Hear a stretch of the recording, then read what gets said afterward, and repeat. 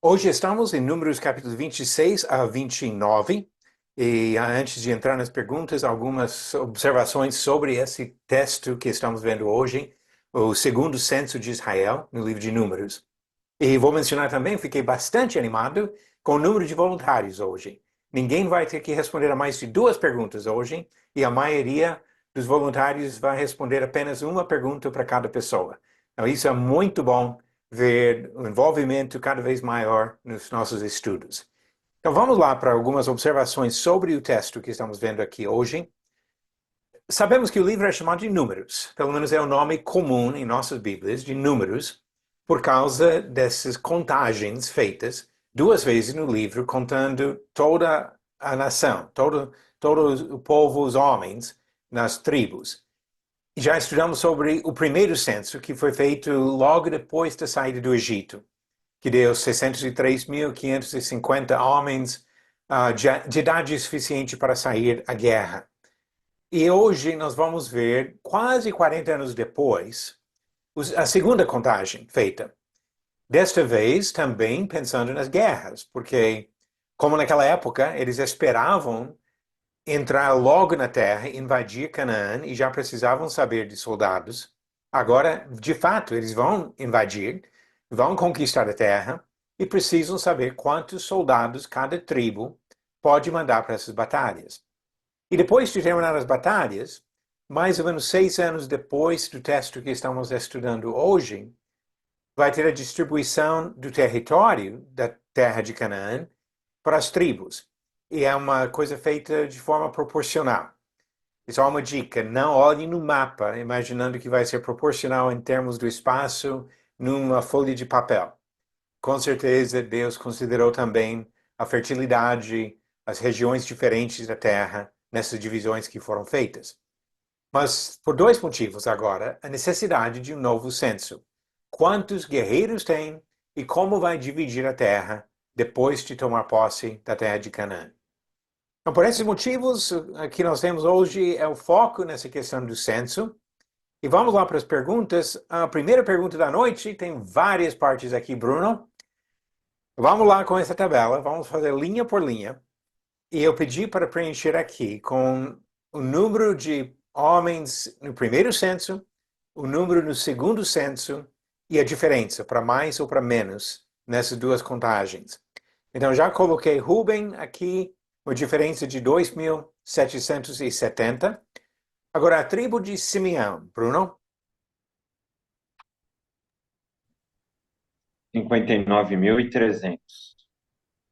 Ok, na primeira contagem, 50. Desculpe, eu estou colocando todos os dados de uma vez. Pode falar tudo que tem nessa Ah, linha, depois eu vou mostrar. é 59.300, 22.200, a diferença de menos 37.100. Ok, muito bom. Agora na próxima linha, Gad. Você pode falar os números, depois eu vou mostrar. 45.650, 40.500 e a diferença de 5.150. Ok? E Judá. 74.600, 76.500, a diferença de 1.900. Positivo. Ok? E Issacar? 54.400, 64.300, diferença positiva de 9.900. Ok? Zebulon. 57.400, 60.500, a diferença positiva de 3.100. Ok? E aqui, Bruno, eu vou mencionar que eu segui a ordem aqui do primeiro censo, que altera um pouquinho no segundo. Então vamos para Efraim. Não sei se está na mesma linha para você. Tá. 40.500, 32.500, diferença de 8.000. Ok? E agora, Manassés? 32.200, 52.700, diferença de 20.000. Ok? 20.500, né? E É, Benjamim. 35.400, 45.600, diferença positiva de 10.200. Ok. Dan? 62.700, 64.400, diferença positiva de 1.700. Ok. Azer? 41.500, 53.400, diferença positiva de 11.900.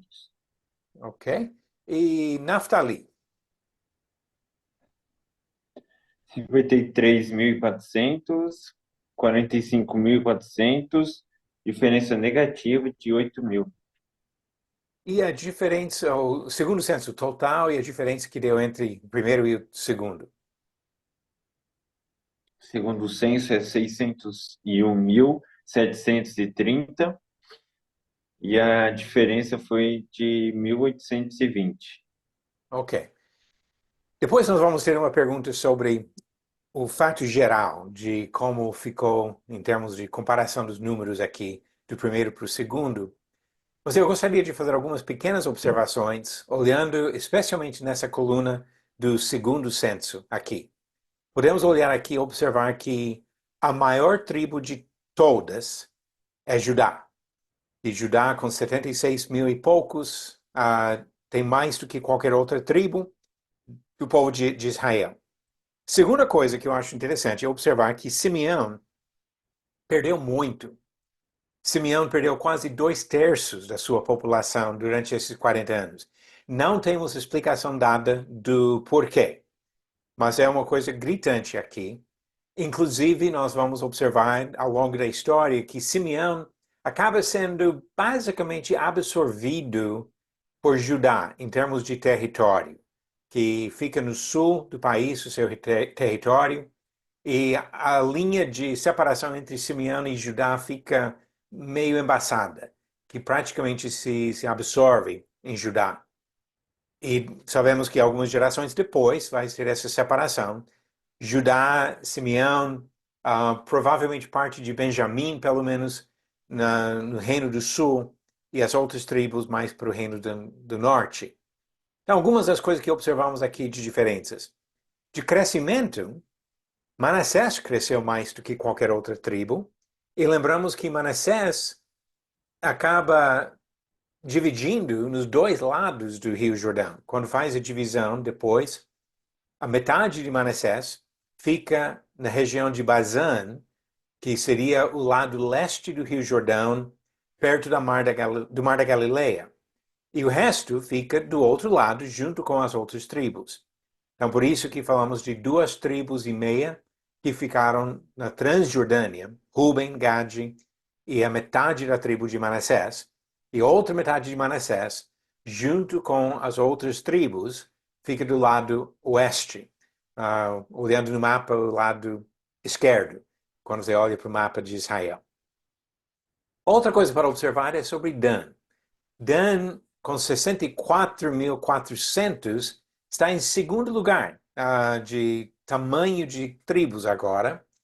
E Dan vai reclamar que seu território ficou pequeno e até vai sair para conquistar outro território durante o período dos juízes.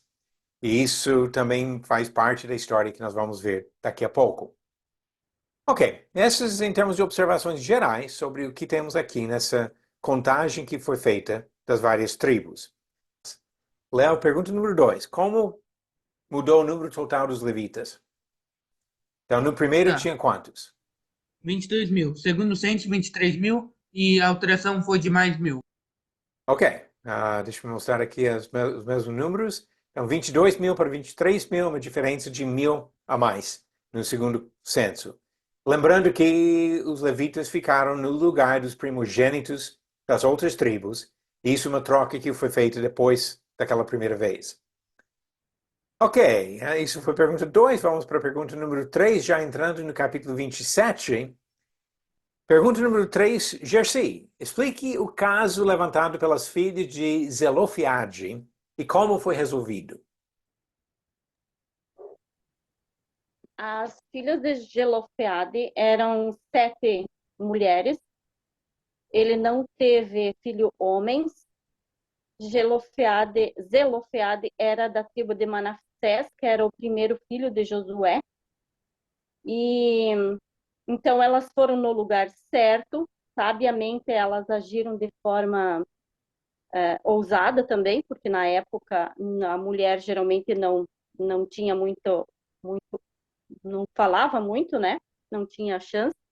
Então aqui no 27:4 ela diz: não é justo que o nome do nosso pai desapareça do meio do seu grupo de família, só porque não teve nenhum filho homem.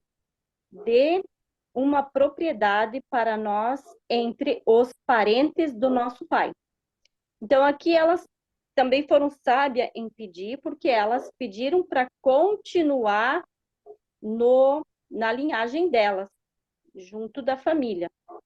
Então, Moisés, então, ele vai e consulta a Deus, porque afinal, quem herdava a terra, segundo a lei de Moisés, que Deus deu, era o homem. Então, Deus também, ele dá a resposta aqui no 27:7, que as filhas de Zelofeade então estão pedindo é justo. Você deve dar a elas uma propriedade entre os parentes do seu pai. Então, aqui Deus concorda com as 5 irmãs de que elas permaneçam diante dos seus parentes. Ok, Aqui muito bom, no Jersey. 8, no 9 e no 10, então, Deus muda a lei, inclusive muda a lei, não muda, ela acrescenta a lei, tanto para elas e quanto para outras gerações, inclusive a nossa hoje, a nossa Constituição é baseada nessas leis aqui. Elas foram fiéis, permaneceram na terra do seu pai, elas não só pediram, e receberam, mas também permaneceram dentro daquilo que elas pediram a Deus. Excelente, Jersey. Explicou muito bem, eu não preciso acrescentar nada aqui. E esse último ponto que você fez, eu não tinha pensado na Constituição brasileira, mas num sentido reflete realmente o mesmo princípio, que respeita o direito de mulher como também de homem em caso de herança. É muito bom. E agora, pergunta número 4, Benita, por que Deus não permitiu que Moisés entrasse na Terra Prometida? Por causa do pecado dele nas águas de Meriba. Ele não deu honra à santidade de Deus. Deus tinha falado para ele falar para a rocha produzir água, ele bateu 2 vezes e depois a água saiu. Então, ele não fez o jeito que Deus falou. Ok, exatamente. Deus tinha dado uma orientação para ele e ele não seguiu e assim não santificou o Senhor. Seja na questão de bater, como também na questão de falar que nós vamos tirar água para vocês. Não deu a devida honra para o próprio Senhor. E número 5, Léo, quem foi escolhido como sucessor de Moisés? É Josué. Ok, é Josué. E nós vamos falar um pouco mais sobre Josué quando chegamos à pergunta 9. Mais história sobre esse homem. Mas Josué, o sucessor aqui de Moisés. E agora, pergunta número 6 para Becca. E essa pergunta já entrando nos capítulos 28 e 29. Uma pergunta sobre esses 2 capítulos, porque os 2 tratam de um assunto grande. E a sua pergunta, Becca, tem várias partes aqui para preencher essa tabela. Então, esses 2 capítulos falam de ofertas a serem feitas no seu tempo determinado, como ele diz, versículo 1 do capítulo 28. Então, nessa tabela, a questão aqui é de identificar de forma resumida cada oferta e a frequência dessas ofertas. Então, a oferta, qual foi a ocasião e a frequência que seria feita esta oferta.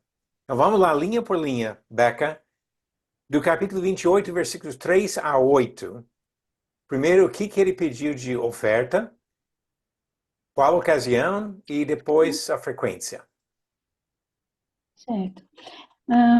2 cordeiros e mais os cereais. A ocasião é no sábado e frequência semanal.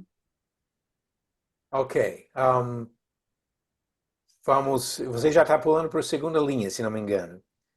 Que do versículo 3 a 8 ele fala do sacrifício diário, que seria de manhã e à tarde. Um cordeiro de manhã, outro cordeiro à tarde. Que seria o sacrifício diário. Você já respondeu a segunda linha sobre o sacrifício do sábado, que seria semanal. E agora vamos para versículos 11 a 15. O que ele pediu? Era o holocausto, né, de cada mês. Então, ele pediu um novilho, um carneiro, 7 cordeiros sem defeito e mais os cereais. Ok, deixa eu só verificar uma coisa aqui. Ok. Ok, 2 novilhos, um carneiro, 7 cordeiros, mais os cereais. E essa questão aqui de ser mensal. A lua nova identificava o início do mês para eles. Então, tem algumas festas, inclusive aqui uma festa mensal, comemorada nesse dia do início do mês, como também tem outros que seriam na lua cheia. A Páscoa e o dia da expiação caem no meio do mês, dia 14 ou dia 15, que seria a lua cheia. Mas na lua nova, cada mês, eles comemoravam o início do mês com sacrifícios especiais. E do versículo 16 ao 25. Foi 2 novilhos, um carneiro, 7 cordeiros de 1 ano sem defeito, mais os cereais. E era a oferta da festa da Páscoa e a frequência anual. Ok. Interessante que aqui ele não dá o destaque para o cordeiro sacrificado por cada família, que seria o cordeiro pascal. Mas isso em termos dos sacrifícios da população, da nação. Como também vamos ver no dia de expiação, ele não dá destaque para o sacrifício do sacerdote, e sim o que seria feito pela nação. E capítulo 29, versículo de 1 a 6. Eu coloquei aqui que era como oferta, né? Um novilho, um carneiro, 7 cordeiros de 1 ano sem defeito, mais os cereais. E tinha também o bode, né, para expiação do pecado. Se daria na festa das trombetas e a frequência anual. Ok. E aqui é interessante que estamos falando do 7º mês, mas é o ano novo para eles. Se não me engano, eles chamam hoje de Rosh Hashanah, alguma coisa assim. Que esse dia do mês 7 seria o começo do ano civil para eles, do que eu entendi. Diferente do primeiro mês, que seria quando celebraram a Páscoa, e já comentamos sobre isso. E do versículo 7 a 11... Um novilho, um carneiro, 7 cordeiros, mais os cereais e também um bode para expiação do pecado. A ocasião era o dia da expiação e a frequência anual. Ok. E aqui ele não fala sobre aquele outro bode que foi solto para levar os pecados para fora, mas ele fala sobre os sacrifícios, as ofertas feitas aqui para o Senhor. E agora, a parte mais difícil da pergunta, Becca, do versículo 12 ao 38. Vamos ver se nós conseguimos a mesma resposta. O que você tem aí? Olha, eu entendi que essa festa, né, dos tabernáculos, que é a ocasião, eram 7 dias, então 13 novilhos, 2 carneiros, 14 cordeiros, mais os cereais, e era anual a festa. E como oferta, no 8º dia, era um novilho, um carneiro e 7 cordeiros. Eu entendi assim. Ok. É interessante a maneira que ele fala aqui, porque é uma coisa única nos sacrifícios, no capítulo 29. Pode observar como ele faz do primeiro dia, ele já fala, versículo 12, que teria esse início da festa, e nesse caso, ele fala de 13 novilhos, 2 carneiros, 14 cordeiros. Depois ele baixa no segundo dia para 12 novilhos. Depois para 11 novilhos, para 10 novilhos. Vai reduzindo. Então, no meu cálculo, deu total, nesses 8 dias de festa, de 71 novilhos, 15 carneiros, 105 cordeiros e 8 bodes, mais cereais e libação que foi feito. E essa festa eu dos não tabernáculos, onde somei. eles lembravam do tempo que passavam no deserto, morando em tendas, cabanas, ao invés de ter residências fixas. Então, bastante animal para sacrificar durante aqueles dias da festa dos tabernáculos. E tem vários costumes que cresceram em relação a essa festa até quando chegamos no Novo Testamento, que parece que eles tinham algumas práticas de acender luzes em certos momentos e várias coisas em relação a essa festa, para lembrar de como Deus protegeu e guiou o povo durante o tempo no deserto. Agora, obviamente, nós não repetimos os sacrifícios hoje em dia, mas dá para perceber como Deus exigia sacrifícios de algum custo alto do povo em vários momentos durante o ano. E estamos falando aqui somente dos sacrifícios pelo coletivo, pela nação. Não falando sobre os sacrifícios individuais, de votos ou de pecado ou de purificação depois de alguma impureza. Não falando sobre os sacrifícios específicos dos sacerdotes. Então, o número de animais sacrificados seria muito maior do que estamos vendo aqui. Aqui representa só os sacrifícios feitos, as ofertas feitas, representando a nação. Ok, Becca, muito obrigado. Pode descansar a voz um pouquinho agora e vamos para a pergunta 7, já entrando nos desafios. Emerson, que bom que você conseguiu entrar de novo. Passei a sua primeira pergunta para outra pessoa, mas agora pergunta 7. O crescimento da população de Israel durante o tempo no Egito foi exponencial. Como foi durante os 40 anos no deserto e como explicar a diferença? Coloquei que diversas vezes o povo se rebelava e murmurava no deserto, o que ocasionou uma postura mais rígida do Senhor, castigando os que se levantavam para murmurar, reclamar e se achegar de qualquer jeito ao Senhor. Aí eu coloquei que nesse meio tempo, muitas pessoas foram mortas. A exemplo da rebelião de Corá, Datã e Abirão, 14.700 morreram, conforme Números 16. A praga das serpentes, pela murmuração do povo, como Números 20, versículo 6 mostra, fala que muitos morreram. E o pecado com as filhas dos Moabitas, em Números 25, versículo 9 até o 24. Fala que 24 mil morreram. Tal postura impediu que o povo crescesse no Egito. Você vê aí que são números expressivos, né? 24 mil, 14 mil. Eu tive na listagem aí que estava nessa ordem, né? Então, você perdeu muitas pessoas assim, compromete muito, né, na gestação, no crescimento do povo. E foi por causa dessa desobediência e murmuração do povo, né? Então, essa é a minha explicação com aí. Muito bom. Eu acho que exatamente esse é o ponto, porque em poucas gerações no Egito, cresceram de 70 e poucas pessoas para milhões. Estamos falando só de homens acima de 20 anos, nem contando os levitas, mais de 600 mil quando eles saem. Mas 40 anos depois é o mesmo número, praticamente. Diminuiu até um pouquinho do começo para o fim desse tempo no deserto.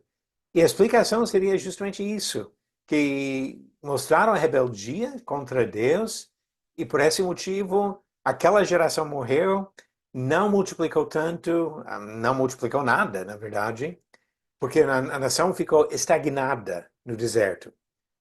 Agora, depois de entrar na Terra Prometida, vai ter períodos de expansão. Nós vamos ver um período em que, juntando Judá e Israel, dá para contar 1.200.000 soldados numa batalha. E, assim, obviamente, um crescimento significativo. E outros momentos em que parece que tem uma queda, talvez diminuindo novamente a população. E o mesmo motivo, muitas vezes, questão de rebeldia contra Deus que trouxe essa consequência sobre a nação. Obrigado, Emerson. Agora, pergunta número 8, Josias. Várias outras vezes temos visto três famílias principais dos levitas: Gerson, Coate e Merari. Mas no capítulo 26, versículo 58, ele fala de famílias de libinitas, hebronitas, malitas, musitas e coraitas. De onde vêm essas famílias? Os libinitas, elas vêm da família de Gerson. Também são levitas da tribo de Gerson. Os libinitas são gersonitas, no caso. Os hebronitas são da tribo de Coate, bem como os coraitas, o último da lista. E os outros dois, os melalitas e os musitas, eles são da tribo de Merari. Ok, onde você achou essa resposta? Foram no começo de Números, mas agora eu não peguei a referência. Ok, deixa eu mostrar aqui um trecho que vem de Êxodo, onde eu achei as informações para responder.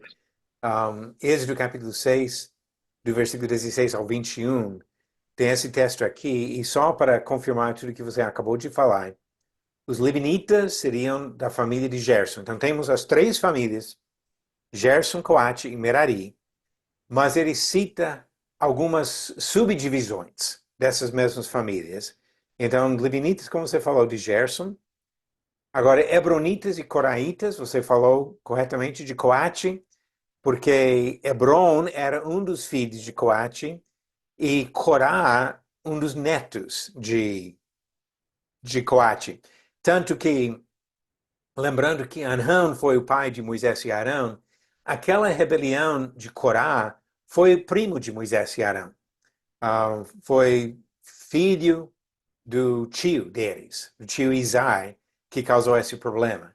E se achava no direito de ter a mesma posição de Moisés e Arão. E o terceiro caso aqui, malitas e musitas, estão mencionados como parte da família de Merari. Então, assim, não são famílias novas ou adicionais, mas subdivisões das três famílias principais que já conhecemos. Ok, obrigado, Josias. E agora, Gersi, a última pergunta da noite, pergunta número 9. Eu pedi para anotar fatos importantes sobre a participação de Josué na história de Israel no deserto antes de ser designado sucessor de Moisés, que acontece na leitura de hoje. O que você achou? Eu achei em Êxodo 33:11 que ele foi auxiliar, assistente pessoal de Moisés. Então, ele auxiliou Moisés quando recebeu a lei no Monte Sinai, acompanhou Moisés na tenda onde ouvia o Senhor. Então, ali também, com certeza, ele viu as 5 irmãs, que eram as filhas de Zelofeade, né? Então, ali, ele teve a oportunidade de aprender com Moisés.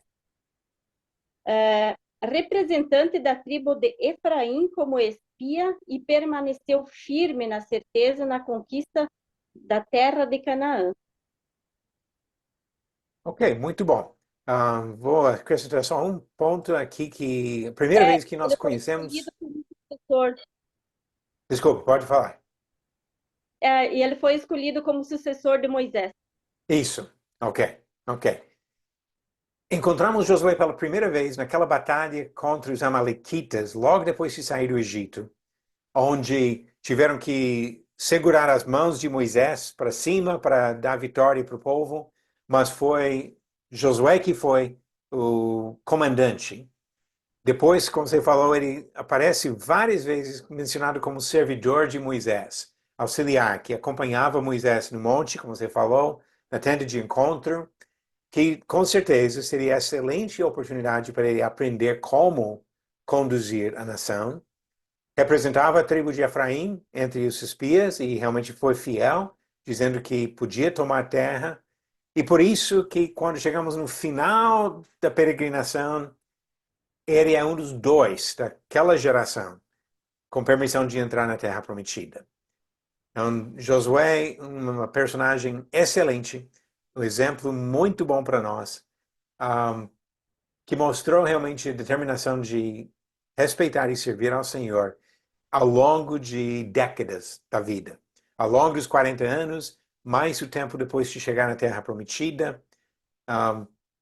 Josué foi ativo por um período de em torno de 65 anos, talvez, de carreira, junto com Moisés e depois como sucessor de Moisés. Muito bom. Obrigado, Jersey. Obrigado a todos hoje. Emerson, Benita, Léo, Beca, Bruno e Josias também, que ajudaram com as perguntas. Eu fico bastante feliz quando eu vejo tantas pessoas respondendo as perguntas, que mostra que estão estudando e preparando. E semana que vem ainda dá para ter mais voluntários. É só mandar mensagem dizendo que você está disposto a responder a pergunta. Agora, só passando o que vamos estudar semana que vem, vou tirar minha imagem aqui para não atrapalhar, que a conquista da Transjordânia, ou seja, a parte do leste do Rio Jordão, capítulo 30 a 32, que nós vamos ver isso, e eu vou mandar as perguntas até o fim da semana sobre isso. Agora, tinha algumas mensagens vindo aqui, deixa eu ver se tem alguma coisa. Tá, o Josias deu as informações sobre os descendentes das tribos em Números. Eu não tinha visto isso em Números, Josias. Estava olhando em Êxodo. Esqueci que fala isso também em Números. Ok, e Emerson acho que vai fazer outro comentário. Pode abrir o microfone, Emerson.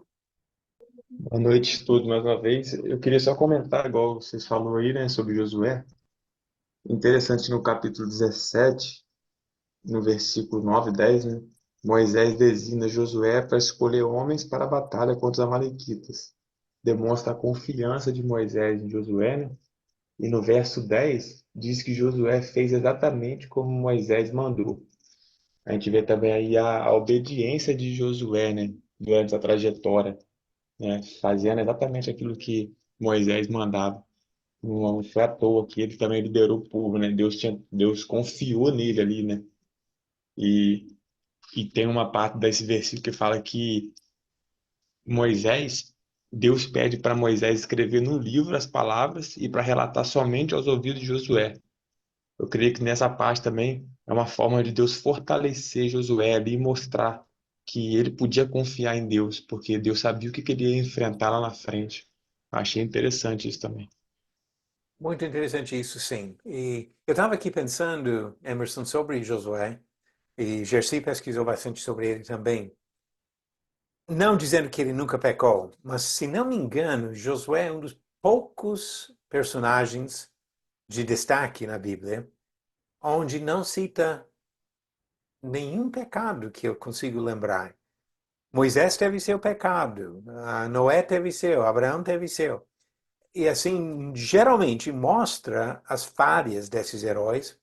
Mas eu estou aqui tentando lembrar, talvez vamos lembrar melhor quando estudamos o livro de Josué daqui a alguns meses, mas eu não consigo lembrar de destaque de nenhuma ofensa de Josué. Não dizendo que ele foi perfeito. Todos nós pecamos. Mas eu acho interessante realmente essa posição dele de se mostrar fiel nesse sentido. Agora, Evandro colocou uma observação aqui, e você tem razão, Evandro. Para quem não está vendo, ele falou, talvez por ele não ter consultado o Senhor antes de fazer acordo com aquele povo que os mensageiros fingiram ser viajantes de longe. Pode ser um exemplo. Pode ser um caso onde ele precipitou e fez um acordo sem investigar primeiro os fatos e acabou não destruindo um povo que era para destruir. Então, bem lembrado, Evandro, talvez seja a falha que nós conhecemos na vida de Josué. Mas muito bom. Todo mundo está pensando, isso é bom.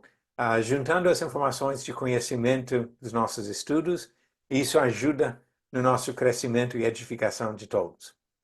Então, semana que vem, números do 30 ao 32. Que Deus abençoe cada um na leitura, no estudo e na aplicação do ensinamento que vem das Escrituras. Que Deus abençoe cada um. Boa noite.